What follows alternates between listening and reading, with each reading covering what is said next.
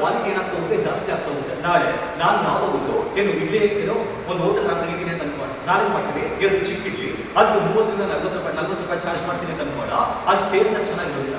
ಈಗ ಊರಿಗೆ ಹೋಗ್ರೆ ಪದ್ಮಾವತಿ ಅಂದಾಗ ಅಲ್ಲಿಗೆ ಎಲ್ಲರೂ ಕೂಡ ಏನ್ ಮಾಡಲೇಬೇಕು, ನಾನು ಹೋಗಿ ಬರಲೇಬೇಕು. ಆದ್ರೆ ಇದೆಲ್ಲಿ ಸೋಷಿಯಲಿಸಂ ಮೇರೆಗೆ ಅಲ್ಲಿ ಉತ್ಪಾದಕ ಒಬ್ಬನೇ ಆಗಿರ್ತಾರೆ, ಆ ಉತ್ಪಾದಕ ಕೂಡ ಏನಾಗಿರ್ತಾರೆ, ಸರ್ಕಾರ ಆಗಿರ್ತಾರೆ. ಆದ್ರೆ ಕ್ಯಾಪಿಟಲಿಸಂ ಅಂತ ಬಂದಾಗ ಇಲ್ಲಿ ಒಬ್ಬನೇ ಉತ್ಪಾದಕ ಇರೋದಿಲ್ಲ, ತುಂಬಾ ಜನ ಅಲ್ಲಿಗೆ ತುಂಬಾ ಜನರು ಏನ್ ಮಾಡ್ಬೋದು, ಉತ್ಪಾದನೆ ಮಾಡ್ಬೋದು, ಮ್ಯಾನುಫ್ಯಾಕ್ಚರ್ ಮಾಡ್ಬೋದು, ಇಲ್ಲ ಮಾರಾಟ ಮಾಡ್ಬೋದು. ಈಗ ಏನ್ ಮಾಡ್ತಾರೆ, ಮತ್ತೊಂದು ಇಡ್ಲಿ ಹೋಟೆಲ್ ಓಪನ್ ಮಾಡ್ತಾರೆ, ಇವ್ರು ಏನ್ ಮಾಡ್ತಾರೆ, ಅದೇ 2 ಇಡ್ಲಿ ಅಲ್ಲಿ 40 ರೂಪಾಯಿ ಮಾರಾಟ ಮಾಡೋದಿಲ್ಲ, 30 ರೂಪಾಯಿ ಮಾರಾಟ ಮಾಡ್ತಾರೆ. ಅಲ್ಲಿ ಕಾಂಪಿಟೇಷನ್ ಜಾಸ್ತಿ ಆಯ್ತು, ಕಾಂಪಿಟೇಷನ್ ಜಾಸ್ತಿ ಆದಷ್ಟು ಕೂಡ ಉತ್ಪಾದನೆ ಜಾಸ್ತಿ ಆಗ್ತಾ ಹೋಗುತ್ತೆ, ವಸ್ತುಗಳ ಕ್ವಾಲಿಟಿ ಜಾಸ್ತಿ ಆಗ್ತಾ ಹೋಗುತ್ತೆ. ಆದ್ರೆ ಅದ್ರ ಬೆಲೆ ಕೂಡ ಏನಾಗ್ತಾ ಹೋಗುತ್ತೆ, ಕಡಿಮೆ ಆಗ್ತಾ ಹೋಗುತ್ತೆ. ಅಲ್ಲಿ ಎಲ್ಲವೂ ಆಗ್ಬೇಕಂದ್ರೆ ಕಾಂಪಿಟೇಷನ್ ಇರಬೇಕು. ಅಲ್ಲಿ ಇಂಥ ಕಾಂಪಿಟೇಷನ್ ಇರುತ್ತೆ ಅಂದ್ರೆ ಕ್ಯಾಪಿಟಲಿಸಂ ಇರುತ್ತೆ, ಎಲ್ಲಿ ಕಾಂಪಿಟೇಷನ್ ಇರೋದಿಲ್ಲ, ಸೋಷಿಯಲ್ ಕಾಂಪಿಟೇಷನ್ ಇರೋದಿಲ್ಲ. ಎಲ್ಲಿ ಕಾಂಪಿಟೇಷನ್ ಇರಬೇಕು ಅಂದ್ರೆ ತುಂಬಾ ಜನ ಆಕ್ಟಿವ್ ಪ್ಲೇಯರ್ಸ್ ಇರಬೇಕು. ಆದ್ರೆ ಸೋಷಿಯಲಿಸಂ ಬಂದಾಗ ಒಬ್ಬನೇ ಆಕ್ಟಿವ್ ಪ್ಲೇಯರ್, ಆ ಒಬ್ಬನೇ ಆಕ್ಟಿವ್ ಪ್ಲೇಯರ್ ಕೂಡ ಯಾರಿರ್ತಾರೆ, ಗೌರ್ಮೆಂಟ್ ಆಗಿರ್ತಾರೆ.